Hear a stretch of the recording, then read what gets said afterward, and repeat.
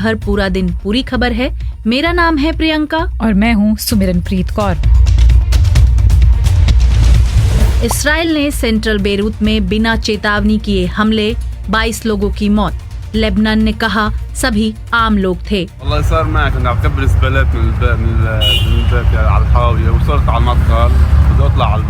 दक्षिणी लेबनान में संयुक्त राष्ट्र शांति दूतों के घायल होने पर इसराइल घिरा। कई देशों ने कहा ये स्वीकार नहीं। Telling Israel very clearly that this incident is intolerable and it cannot be repeated. JP की जयंती पर तेज हुई सियासत। अखिलेश यादव ने नीतीश कुमार से एनडीए छोड़ने को कहा। क्या इसमें छिपा है कोई राजनीतिक दांव? करेंगे विश्लेषण।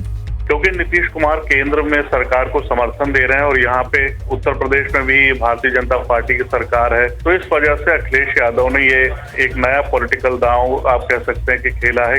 लेकिन उससे पहले देश दुनिया का हाल सुनते हैं सुमिरन से।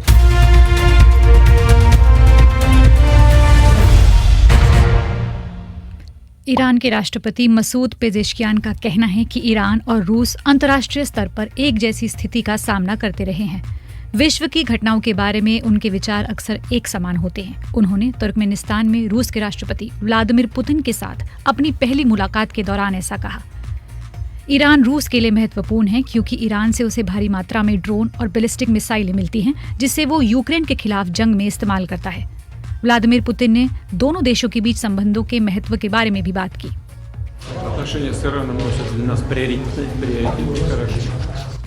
व्लादिमीर पुतिन कह रहे हैं ईरान के साथ हमारे संबंध हमारे लिए प्राथमिकता हैं और रिश्ते आगे बढ़ रहे हैं। इस वर्ष हमारे बीच कारोबार में भी वृद्धि देखने को मिली है।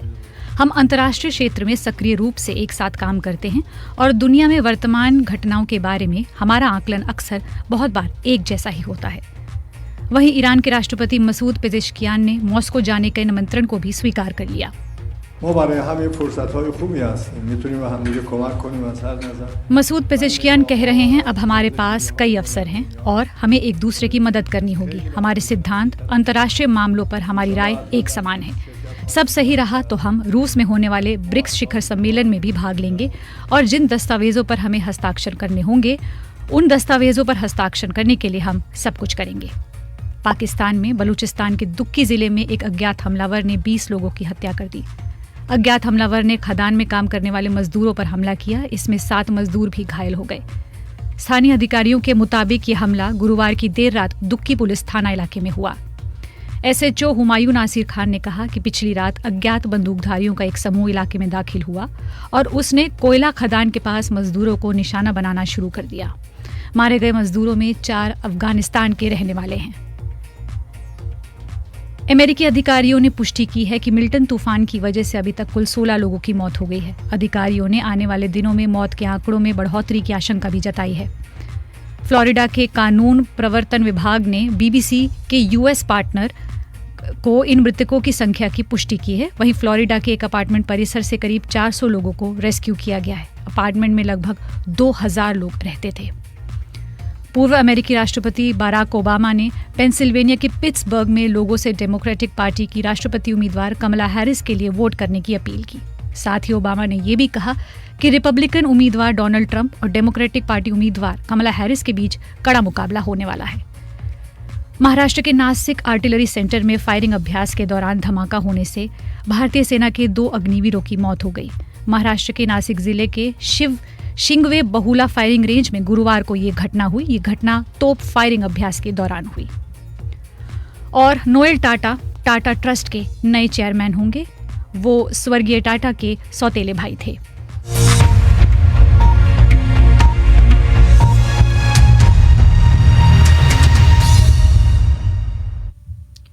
आज नोबेल शांति पुरस्कार का ऐलान किया गया। इस बार ये पुरस्कार जापान के निहोन हिदानक्यो नाम के एक संगठन को मिला है।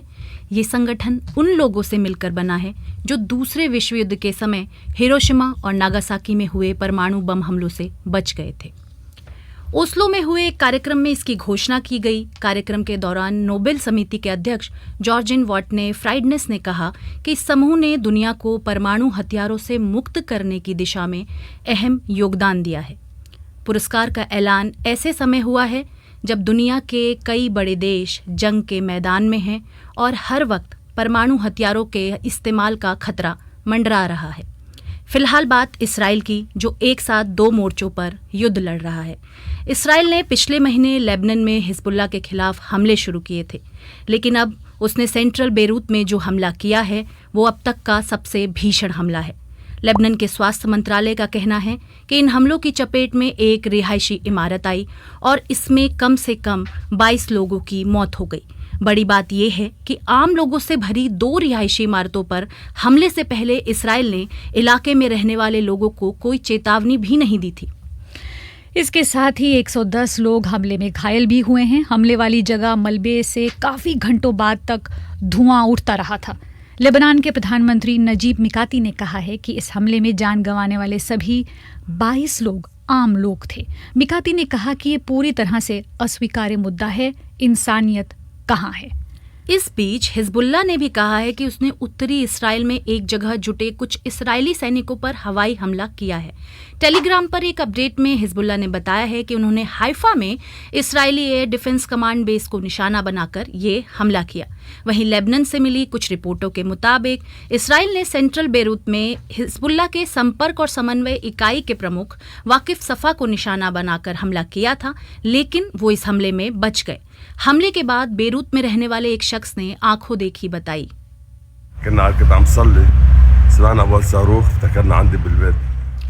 वो कह रहे हैं, ये अलाए बंदेंदु है। ये कह रहे हैं कि मैं दुआ कर रहा था। हमने पहले हमले की आवाज़ सुनी और मुझे लगा कि ये मेरे घर पर हुआ है। दूसरा हमला तो पहले से भी ज़्यादा शक्तिशाली था। लोग नंगे पैर नीचे दौड़े, लोग चीख पुकार रहे थे। शुरुआत में हमें कुछ नहीं पता था। मैं देखने गया कि आखिर हमला कहाँ हुआ है और मैंने देखा कि मेरे घर के शीशे, खिड़कियाँ सब चकनाचूर हो चुके थे। ये बहुत भयावह था, पर इन सब पर मेरा विश्वास नहीं हो रहा था। والله صار معي كنت عم كبر زبالات من البيت على الحاوية وصرت على المدخل بدي اطلع على البيت। ये हसन जबेर की आवाज़ थी, जो कह रहे हैं कि मैं अपने घर के बाहर कचरा फेंकने गया था और वापस घर जा रहा था, तभी धमाका हुआ और मैं उड़कर कहीं और चला गया। मैंने उठकर देखा, लोग हैरान परेशान थे, कुछ लोग वीडियो बना रहे थे। मैं क्या करता? इसके बाद मेरे पैर में चोट लगी थी, मैं कुछ नहीं कर सका। इस बीच सुमिरन, संयुक्त राष्ट्र के एक सूत्र ने यह भी दावा किया है कि इस्राएली सेना ने दूसरे दिन दक्षिणी लेबनान में मौजूद यूएन पीस कीपिंग मिशन के एक ऑब्जर्वेशन पोस्ट पर फायर किया है। इसमें 2 सैनिक घायल भी हुए हैं। हालिया दिनों में ये चौथी बार है जब इस्राएली सैन्य बलों ने यूनिफिल यानी United nation interim force in Lebanon के ठिकानों पर हमला किया हो। संयुक्त राष्ट्र में इस्राएली राजदूत डैनी डैनन ने कहा कि उनके देश ने पहले ही यूनिफिल को कहा था कि किसी भी तरह के खतरे से बचने के लिए वो उत्तर की ओर 5 किलोमीटर दूर शिफ्ट हो जाएं। लेकिन लाओस में आसियान देशों के नेताओं की बैठक में शामिल होने गए संयुक्त राष्ट्र महासचिव एंटोनियो गुटेरेश ने कहा कि इसराइल जो कर रहा है वो अस्वीकार्य है। Obviously, I condemn the fact that there was shooting against the UN. UN महासचिव यहाँ कह रहे हैं कि बेशक मैं संयुक्त राष्ट्र से जुड़े परिसर में गोलीबारी की निंदा करता हूँ, जिसमें 2 पीस कीपर्स यानी शांति दूत घायल हुए हैं। ये अंतर्राष्ट्रीय मानवीय कानूनों का उल्लंघन है। पीस कीपर्स की सुरक्षा संघर्ष में शामिल कर हर पक्ष को करनी चाहिए। जो हुआ वो बिल्कुल निंदनीय है। शांति दूतों के साथ एकजुटता रखने वाले अलग अलग पक्षों की ओर से प्रतिक्रिया आना स्वाभाविक है। ये घटना अस्वीकार्य है और इसे दोहराया नहीं जाना चाहिए। गुटेरेश ने यह भी कहा है कि लेबनान में हम हवाई हमलों और बमबारी से भरा बड़ा एक अभियान चल रहा है। What we are witnessing in Lebanon is a massive operation. Guterres यहाँ कह रहे हैं कि इन हमलों में बड़ी संख्या में मासूमों की जान जा रही है। हमारा अनुमान है कि मरने वालों की संख्या करीब 2000 पहुंच गई है और 1,70,000 लोग सीरिया भाग गए हैं। 10 लाख लोग विस्थापित हुए हैं। हम लेबनान में भयानक त्रासदी देख रहे हैं और हमें इस संघर्ष को पूरी तरह जंग में तब्दील होने से रोकने के लिए सब कुछ करना होगा।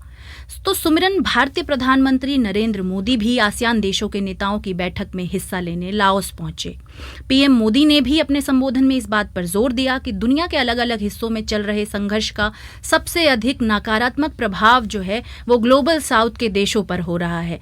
यहाँ ये बता दें कि ग्लोबल साउथ में आर्थिक और सामाजिक विकास के आधार पर जो कम विकसित देश होते हैं वो आते हैं। पीएम मोदी ने कहा कि सारे देश चाहते हैं कि यूरेशिया और मध्य पूर्वी क्षेत्रों में जल्द से जल्द शांति और स्थिरता बहाल हो। समस्याओं का समाधान जंग के मैदान में नहीं खोजा जा सकता, ऐसा उन्होंने कहा। बिल्कुल। और इसी बीच दक्षिणी लेबनान में जो बिगड़ रहे हैं हालात तेजी से, उस और इसराइल का जो हमला जारी है, संयुक्त राष्ट्र शांति मिशन के 2 सैनिकों के घायल होने की जो खबर है, उसके बाद भारतीय विदेश मंत्रालय ने भी बयान जारी किया है जिसमें कहा गया है कि इसराइल और लेबनान की सीमा यानी ब्लू लाइन पर तेजी से बिगड़ते हालात से हम चिंतित हैं और हम स्थिति पर करीबी नजर बनाए हुए हैं।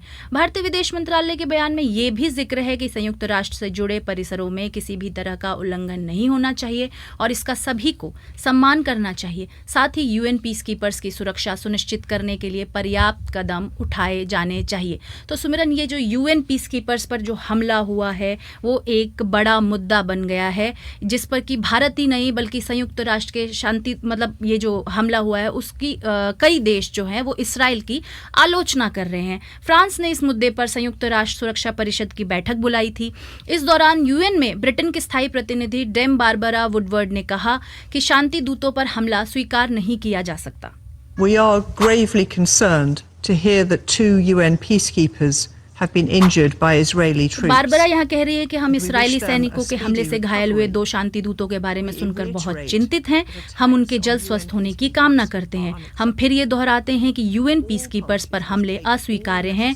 यूनिफिल के कर्मियों की सुरक्षा सुनिश्चित करने के लिए और उनका काम सुचारू रूप से जारी रखने देने के लिए सभी पक्षों को जरूरी कदम उठाने चाहिए। तो ये चिंता जताने वालों में इसराइल का सबसे बड़ा सहयोगी यानी अमेरिका भी है। व्हाइट हाउस ने कहा है कि वे दक्षिणी लेबनान में यूएन पीसकीपर्स के हेडक्वार्टर पर इसराइली गोलीबारी की खबरों से बेहद चिंतित है। एक अमेरिकी प्रवक्ता ने कहा कि ये जरूरी है कि हिजबुल्लाह के खिलाफ अपने अभियान के दौरान इसराइल यूएन फोर्सेस की सुरक्षा को खतरे में ना डाले। इससे पहले इटली के रक्षा मंत्री गीजो क्रॉसेटो ने भी कहा था कि इस हमले को जायज नहीं ठहराया जा सकता। उन्होंने कहा कि ये युद्ध अपराध हो सकता है। Gli atti ostili compiuti e reiterati dalle forze israeliane. Italy के रक्षा मंत्री कह रहे हैं कि यूएनपी 131 बेस के खिलाफ इसराइली बलों के किए गए हमले युद्ध अपराध हो सकते हैं। ये निश्चित रूप से अंतर्राष्ट्रीय मानवीय कानून का गंभीर उल्लंघन है। मैंने कड़ी आपत्ति दर्ज की है और इसराइल के रक्षा मंत्री योआव गैलेंट और इसराइली राजदूत के साथ एक औपचारिक बैठक में यूनिफिल बलों के खिलाफ आक्रामक कार्रवाई से परहेज करने के लिए कहा है। संयुक्त राष्ट्र सुरक्षा परिषद में यूएन पीस कीपिंग फोर्स के प्रमुख जीएन पियर लेक्राइक्स ने भी कहा है कि यूनिफिल के कर्मचारियों के सामने लेबनान में बहुत बड़ा खतरा आ गया है। UNIFIL has, as of 8th of October, detected 5,451 trajectories. UN peace keeping chief यहाँ कह रहे हैं कि 8 अक्टूबर तक यूनिफिल ने ब्लू लाइन पर दक्षिण से उत्तर और उत्तर से दक्षिण की ओर हमले के कई रास्तों का पता लगाया है। इस दौरान 600 से अधिक इसराइली हवाई हमले भी हुए हैं। इन हालात ने हमारे शांति दूतों को गंभीर जोखिम में डाल दिया है। तो सवाल यही है कि आखिर कितना ये खतरा है जो बढ़ रहा है। युद्ध का विस्तार होते हुए नजर आ रहा है, हमले भी तेज हो रहे हैं और इसराइल ने बिना चेतावनी ये हमले क्यों किए हैं और चौतरफा अंतर्राष्ट्रीय दबाव के बावजूद हिजबुल्लाह के खिलाफ अपने हमले तेज क्यों कर रहा है, ये अहम सवाल सबके सामने है। बिल्कुल सुमिरन, तो हमारे साथ सीधे जुड़ रहे हैं हरेंद्र मिश्रा जो वरिष्ठ पत्रकार हैं और इसराइल की खबरें हम तक और हमारे श्रोताओं तक पहले भी पहुंचाते रहे हैं। तो स्वागत है आपका हरेंद्र जी। जी नमस्कार जी। तो सबसे पहला सवाल यही है कि इस हमले के बाद इसराइल की रणनीति को आप कैसे देख रहे हैं और वो अपनी स्ट्रेटजी से हासिल क्या करना चाहता है? देखिए, यहाँ पर इसराइल की तरफ से साफ तौर पे कहा गया है कि जो मकसद है और जिस लक्ष्य को लेकर इसराइली फौज दाखिल हुई है दक्षिणी लेबनान में, वो सिर्फ ये है कि लिटनी नदी तक का जो इलाका है, जो कि तकरीबन बॉर्डर से 20 किलोमीटर दूर का इलाका है, जो कि सीमावर्ती इलाका जो पड़ता है पूरा लेबनान और इसराइल के बीच का, तो वहां पर जो भी हिजबुल्लाह ने वहां पर काफी सारे सुरंग बना रखे हैं, वहां हिजबुल्लाह ने काफी हथियार इकट्ठा कर रखा है और इसकी जानकारी पहले से भी इसराइल देता रहा है। और अब जो है सुरंगों का जो वहां पर निर्माण हो रहा था उसको लेकर के भी यहाँ काफी चिंता थी। तो लक्ष्य सिर्फ एक है कि वहां से हिजबुल्लाह को उखाड़ फेंकना है और उस इलाके को इतना सुरक्षित बना देना है जिससे कि इसराइल में विस्थापित जो 70,000 लोग हैं वो अपने अपने घरों तक वापस लौट पाए। ये जो है एक डिक्लेयर्ड लक्ष्य है, इसकी घोषणा इस्राएली सरकार ने की है। गजा को लेकर के 3 लक्ष्यों को लेकर के इस्राएली फौज आगे बढ़ी थी, ये चौथा लक्ष्य उसमें जोड़ा गया। और आपको ये भी बता दें कि इस्राएल में इस बात को लेकर के सहमति है, विपक्ष भी जो है इस्राएल का, वो भी इस बात को लेकर के सहमत है कि इस्राएली जो उत्तरी इलाके के जो नागरिक हैं वो सुरक्षित माहौल में अपने अपने घरों तक वापस जा पाए, इसकी गारंटी जो है सरकार को देनी पड़ेगी। जहां तक स्ट्रैटेजी का सवाल है, तो इसी स्ट्रैटेजी के तहत वहां अंदर जरूर गए हैं, लेकिन साथ ही साथ ये भी एक बात बार बार कही जा रही है कि 2006 के युद्ध के बाद वहां पर जो यूएन, जो संयुक्त राष्ट्र का जो करारदाद है, उसमें साफ तौर पर करारदाद 1701 में ये बात साफ तौर पे कही गई थी कि ये जो इलाका है इसको डिमिलिटराइज किया जाएगा, इसकी जिम्मेदारी, इसका मैंडेट जो है वो यूनिफिल को भी दिया गया था और साथ ही साथ लेबनान की सरकार को भी दिया गया था। और इस्राएली सरकार हालांकि इन दोनों पक्षों की जो है आलोचना कभी नहीं करती, अभी भी आलोचना इनकी नहीं कर रहा। आपको यहाँ तक बता दूं कि एक बार जब लेबनान फौज का एक सैनिक मारा गया था, उस समय इस्राएल ने माफी तक मांगी थी कई महीने पहले। तो इन दोनों पक्षों के इस्राएल की तरफ से शिकायत नहीं होती है उनके रोल को लेकर के, लेकिन दबी जुबान में या फिर यहाँ पर जो विश्लेषक हैं, जो इस्राएल में जो विश्लेषक हैं, वो लगातार ये बात कहते आए हैं कि जो करारदाद पास हुआ संयुक्त राष्ट्र के द्वारा और जो मैंडेट मिला इन दोनों पक्षों को, उसका पूरी तरह से निर्वाह ये नहीं कर पाए और निर्वाह करने की कोशिश भी बहुत ज्यादा नहीं हुई है। इस तरह की आलोचना इस्राएल में लगातार होती रही है। तो हालांकि वो नहीं चाहेंगे कि ये दोनों पक्ष जो हैं वो इस्राएल के खिलाफ हों, लेकिन साथ ही साथ इस्राएल में स्ट्रैटेजी ये है कि ये जो लक्ष्य लेकर के आगे बढ़े हैं उसको इस्राएल को खुद ही, यानी कि इस्राएली फौज को खुद ही इसको कार्यान्वित करना पड़ेगा, यही मान करके वो वहां पर अपनी कार्रवाई को लगातार चला रहे हैं। ठीक है, लेकिन ये इस्राइल यूएन के कर्मियों पर हमले कर रहा है, तो ये यूएन के अगेंस्ट क्यों दिख रहा है? अभी बीते दिनों इस्राइल ने यूएन के चीफ पर भी बैन लगाया था अपने देश में घुसने से, तो ऐसा क्यों? देखिए, संयुक्त राष्ट्र के साथ इस्राएल के संबंध जो हैं वो बेहद ही खराब रहे हैं और वो लगातार बिगड़ते भी रहे हैं। और खास करके इस युद्ध के दौरान इस्राएल में बार बार ये बात कही जाती रही है कि संयुक्त राष्ट्र का जो रवैया है वो इस्राएल के खिलाफ रहा है और जिस तरह के वहां पर जो भी कदम उठाए गए हैं वो हमेशा जो है इस्राएली इंटरेस्ट के खिलाफ हुए हैं। और सबसे बड़ी बात जो है जिसको लेकर के इस्राएल बार बार जिसको दोहराता रहता है वो ये है कि हमास का जो हमला हुआ अक्टूबर 7 का, उसकी खुल करके कभी आलोचना जो है संयुक्त राष्ट्र के नेतृत्व ने नहीं किया। और इस बात को ही जो है बेस बना करके जो है लगातार इस्राएल में ये बात कही जाती रही है कि उस घटना की जो आलोचना नहीं कर सकता वो कभी भी न्यूट्रल नहीं हो सकता। तो यूएन की न्यूट्रलिटी को लेकर के इस्राएल में हमेशा सवाल उठते रहे। बात अब अगर नेतन्याहू का जो भाषण हुआ जनरल असेंबली में, अगर उस पर गौर करें तो नेतन्याहू ने कुछ स्टैटिस्टिक्स दिया और उन्होंने कहा कि यूएन में इस्राएल के खिलाफ जितने वहां पर रेजोल्यूशंस पास हुए हैं वो टोटल जो रेजोल्यूशंस वहां पर पास हुए उससे कहीं दुगना से भी ज्यादा है। तो इस तरह की बातें जो उन्होंने कई सारे स्टैटिस्टिक्स पेश किए ये दिखाने के लिए, और उन्होंने ये भी कहा कि जितनी भी यहाँ ये भी बात कही गई कि बहुत सारे और भी जो है कॉन्फ्लिक्ट जोन्स है जहां पर कि बहुत ज्यादा जो है लोगों का नुकसान हुआ है, लेकिन उसके बावजूद उसको लेकर के संयुक्त राष्ट्र में किसी तरह का कोई करारदाद पास नहीं हुआ है। लेकिन इस्राएल को लेकर के लगातार जो है हर कुछ महीनों में, कुछ हफ्ते बाद जो है वहां पर इस तरह के रेजोल्यूशंस आते रहते हैं। तो संयुक्त राष्ट्र के साथ इस्राएल का संबंध खराब है और अविश्वास जो है वो बहुत ही गहरा है संयुक्त राष्ट्र को लेकर के इस्राएल में, और इसी वजह से जो है ये सब बातें होती है। लेकिन यूनिफिल का जहां तक सवाल है उसको लेकर के इस्राएल आलोचना नहीं करता या खुल के आलोचना नहीं करता। हालांकि जैसा मैंने कहा कि यूनिफिल को रोल को लेकर के उन्होंने ये जरूर लोग मानते हैं कि यूनिफिल ने अपना जो मैंडेट उसे मिला था उसको पूरा करने में उसका उसने निर्वाह नहीं किया, उसको वो पूरा करने में जो है उसने पूरा प्रयास नहीं किया। लेकिन संयुक्त राष्ट्र के कर्मियों पर इन हमलों से इस्राएल की छवि पर क्या असर होगा?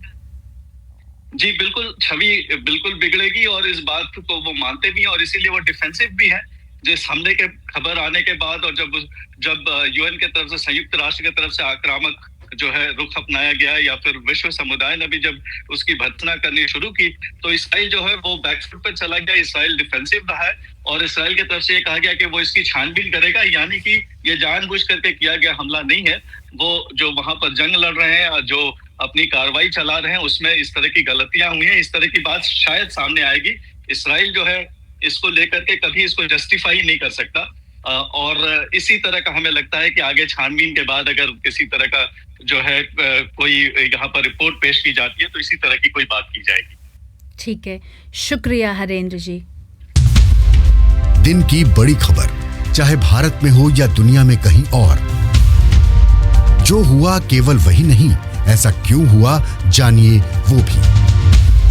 खबर के आगे क्या है, खबर की परतों के बीच क्या छिपा है, पहले समझे फिर समझाएं। बीबीसी हिंदी का न्यूज पॉडकास्ट दिन भर, पूरा दिन पूरी खबर।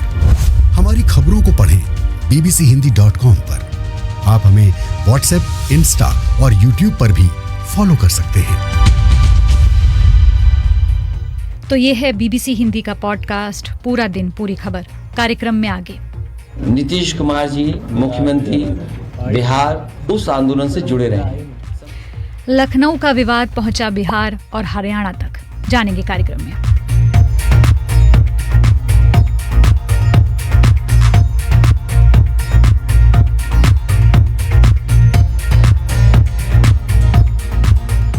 पॉडकास्ट में आगे बढ़ने से पहले हमारे लिसनर्स क्या कह रहे हैं सोशल मीडिया पर, ये जान लेते हैं। तो प्रियंका, मैं यूट्यूब से शुरुआत कर रही हूँ। तो खुर्जा हमारे साथ जुड़ी हुई हैं जो बात कर रही हैं आम आदमी की और कौन विश्व विजेता बनेगा उसकी बात कर रही हैं। रंजीत प्रसाद हैं जो कह रहे हैं कि इसराइल कुछ भी गलत नहीं कर रहा है और यूएन अब निष्पक्ष नहीं रहा है।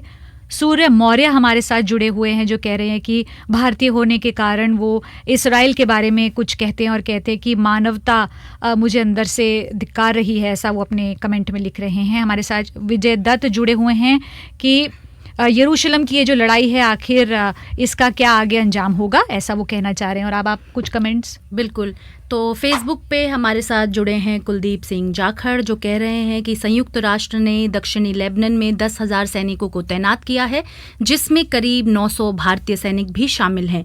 इस हमले के बाद संयुक्त राष्ट्र से लेकर दुनिया भर के देश बुरी तरह से भड़क उठे हैं। वहीं इंतजार अंजुम कह रहे हैं कि हरियाणा की जनता ने कांग्रेस को भरपूर वोट दिया है, सीटें कम आना ये अलग बात है। जगदीश वर्मा कह रहे हैं कि युद्ध के लिए हमास ही पूरी तरह जिम्मेदार है, युद्ध की शुरुआत हमास ने ही की थी। वहीं रघुवर कुमार सोनी कह रहे हैं कि भारत में हर दिन राजनीति एक नया मोड़ लेती है और उत्तर प्रदेश में जो कुछ भी होता है उसको देखकर तो ऐसा लगता है जैसे वहां की सरकार जनता को मूल मुद्दों से भटकाने के लिए ऐसा करती है। आप सुन रहे हैं बीबीसी हिंदी का पॉडकास्ट दिन भर, पूरा दिन पूरी खबर। और प्रियंका, पॉडकास्ट में अब बात कर लेते हैं लखनऊ की और बिहार की भी। और क्यों हम इन दो राज्यों के बारे में बात कर रहे हैं यही जानते हैं। तो लखनऊ में जयप्रकाश नारायण की प्रतिमा पर माल्यार्पण को लेकर उत्तर प्रदेश सरकार और समाजवादी पार्टी के बीच विवाद शुरू हुआ और ये विवाद जो है पड़ोसी राज्य यानी बिहार तक भी पहुंच गया। तो मामला ऐसे शुरू हुआ कि आज जयप्रकाश नारायण की जयंती पर समाजवादी पार्टी के नेता अखिलेश यादव जयप्रकाश नारायण इंटरनेशनल सेंटर पहुंचे थे, लेकिन प्रशासन ने उन्हें माल्यार्पण करने की इजाजत नहीं दी। उत्तर प्रदेश में बीजेपी की सरकार है। प्रशासन ने अखिलेश यादव को रोकने के लिए उनके घर के आसपास बैरिकेडिंग भी लगा दी थी, जिसके बाद अखिलेश के घर के बाहर ही समाजवादी पार्टी के कार्यकर्ता जमा होने लगे और सरकार के खिलाफ नारेबाजी शुरू हो गई। अखिलेश यादव ने घर के बाहर ही जेपी की मूर्ति पर माल्यार्पण किया, लेकिन जेपीआईएनसी नहीं जा पाए। उत्तर प्रदेश के पूर्व मुख्यमंत्री यानी कि अखिलेश यादव ने आरोप लगाया कि सरकार कुछ छुपाना चाहती है जिसकी वजह से उन्हें रोका जा रहा है। इसके बारे में उन्होंने सोशल मीडिया प्लेटफॉर्म एक्स पर भी एक पोस्ट लिखा, कहा कि भाजपाई लोग इनकी सरकार जो है वो हर काम नकारात्मक करती है। पिछली बार की तरह ही समाजवादी लोग कहीं जयप्रकाश नारायण जी की जयंती पर उनकी मूर्ति पर माल्यार्पण करने से ना चले जाएं, इसलिए उन्होंने फिर से यही कहा है। हालांकि प्रशासन की तरफ से ये कहा जा रहा है कि जो निर्माण कार्य हो रहा था उसके सुरक्षा के मद्देनज़र ये सब हुआ। कांग्रेस के नेता भी कुछ कहने के लिए सामने आए। जहां तक जयप्रकाश नारायण के बारे में बता दें तो विपक्ष का बड़ा चेहरा रहे थे वो, और स्टूडेंट्स का जो एक मूवमेंट था इंदिरा गांधी के वक्त, वहाँ पे उनका चेहरा जो था मुख्य था।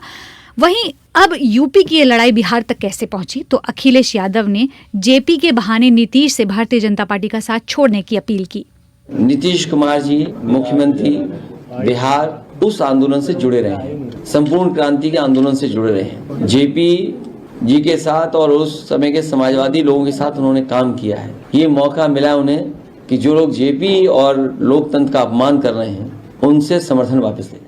तो जेडीयू ने अखिलेश के बयान पर ही पलटवार किया और कहा कि जो अखिलेश यादव हैं उन्हें आत्ममंथन करना चाहिए।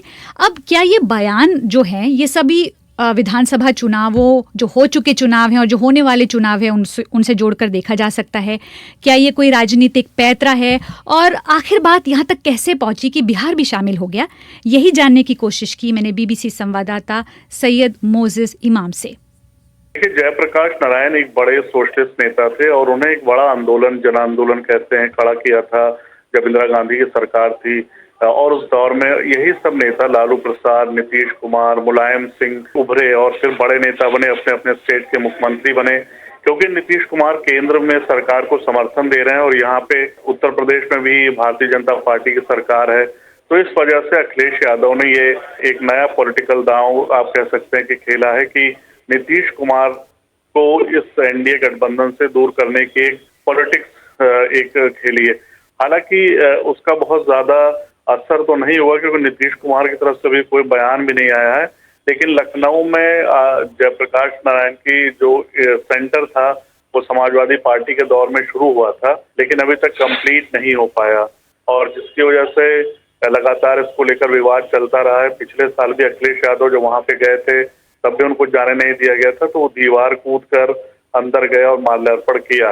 इस बार वहां पर टीन शेड लगा दिया गया था और जब अखिलेश यादव ने कहा कि वो 10:30 बजे आज सुबह जाएंगे तो उनके घर के बाहर बहुत ज्यादा फोर्स लगा दी गई और इसके रिएक्शन में समाजवादी पार्टी के बहुत सारे सैकड़ों की तादाद में कार्यकर्ता वहां पे पार्टी दफ्तर के बाहर जमा हुए, जिसके बाद अखिलेश यादव ने वहीं पे सड़क पे जेपी की मूर्ति पर माल्यार्पण किया और उसके बाद ये बयान दिया कि नीतीश कुमार को अब केंद्र सरकार से समर्थन वापस ले लेना चाहिए। तो ये बताएं कि प्रशासन की तरफ से क्या तर्क दिया जा रहा है, इसके पीछे कारण क्या बताया जा रहा है? देखिए, प्रशासन ने तो यही कहा कि वहाँ पे क्योंकि निर्माण कार्य चल रहा है और वहाँ पे बहुत सारे बारिश की वजह से जीव जंतु हो सकते हैं तो सुरक्षा कारणों का हवाला दिया गया है। लेकिन ये बताया जा रहा है कि जब ये प्रोजेक्ट शुरू हुआ था 2013 के आसपास, जो अखिलेश यादव प्रदेश के मुख्यमंत्री थे, उसके बाद इसको लेकर एक जांच भी चल रही थी और इस वजह से निर्माण अभी तक नहीं हो पाया है और इस कारण के समाजवादी पार्टी इसको लगातार उठाती रही है और यही वजह है कि प्रशासन उनको वहां जाने नहीं दे रहा है कि जयप्रकाश नारायण की मूर्ति पे वहां पे वो माल्यार्पण करें या कोई नया पॉलिटिकल दांव खेलें इस पूरे प्रकरण को लेकर। तो जहां इसमें एक तरफ बिहार है, दूसरी तरफ उत्तर प्रदेश है, तो क्या हरियाणा भी इसमें एक तरह से इन्वॉल्व है? क्योंकि हरियाणा के विधानसभा चुनावों के बाद जहां भारतीय जनता पार्टी के हौसले बुलंद हुए हैं, तो दूसरी तरफ क्या ऐसा भी हो सकता है कि कांग्रेस कहीं ना कहीं नीतीश कुमार को रिझाने की कोशिश कर रही हो चुनावों के असर को देखते हुए? देखिए, जब लोकसभा के चुनाव खत्म हुए थे और एक कवायद इंडिया अलायंस की तरफ से की जा रही थी कि नीतीश कुमार को या चंद्रबाबू नायडू को अपने खेमे में लाने का प्रयास किया जा रहा था, लेकिन ये दोनों नेता उस वक्त तैयार नहीं हुए थे। लेकिन अब परिस्थिति बदल रही है, परिस्थिति यूं बदल रही कि कांग्रेस को लग रहा है कि हरियाणा के चुनाव के बाद अब वो शायद वो ताकत उनके पास नहीं रही है, तो केंद्र सरकार को अगर कमजोर करना है तो नीतीश कुमार या चंद्रबाबू नायडू में से किसी एक को अपने साथ लाना होगा। और बिहार में भी चुनाव है, तो इस सबको मद्देनजर देखते हुए ये नया पॉलिटिकल दांव है और खेला अखिलेश यादव ने है। इसलिए अखिलेश यादव क्योंकि इंडिया अलायंस के मजबूत साथी हैं और वो दूसरे नंबर के साथी हैं, इसलिए क्योंकि उनके पास सांसदों की संख्या कांग्रेस के बाद उन्हीं के पास। चुनाव के बाद अभी 2 स्टेट के चुनाव हैं, महाराष्ट्र के और झारखंड के, और दिल्ली के भी चुनाव हैं और तीनों में जो सरकारें हैं वो अलग अलग पार्टियों की हैं। जैसे महाराष्ट्र में सरकार अभी एनडीए की चल रही है, झारखंड में कांग्रेस समर्थित सरकार है, बिहार में भी है, दिल्ली में आम आदमी पार्टी की सरकार है। और जाहिर सी बात है कि आम आदमी पार्टी और झारखंड मुक्ति मोर्चा ये दोनों ही इंडिया अलायंस के पार्टनर रहे हैं। तो इसको लेकर लग रहा है लोगों को कि हो सकता है कि चुनाव में अगर सब एकजुट होकर जाएं तो उसका फायदा इन लोग को मिले। जैसे लोकसभा चुनाव में गए थे, अलग अलग लड़ने से पार्टी कमजोर हो रही है। और इंडिया अलायंस ने हरियाणा में देखा, क्योंकि आम आदमी पार्टी ने कांग्रेस के प्रपोजल को एक्सेप्ट नहीं किया और जिसकी वजह से कांग्रेस को भी नुकसान हुआ और आम आदमी पार्टी को भी नुकसान हुआ। तो ये थे बीबीसी संवाददाता सैयद मोजेज इमाम। आज कार्यक्रम में बस इतना ही। अब आपसे अगली मुलाकात होगी सोमवार को। हमें सुनने का शुक्रिया।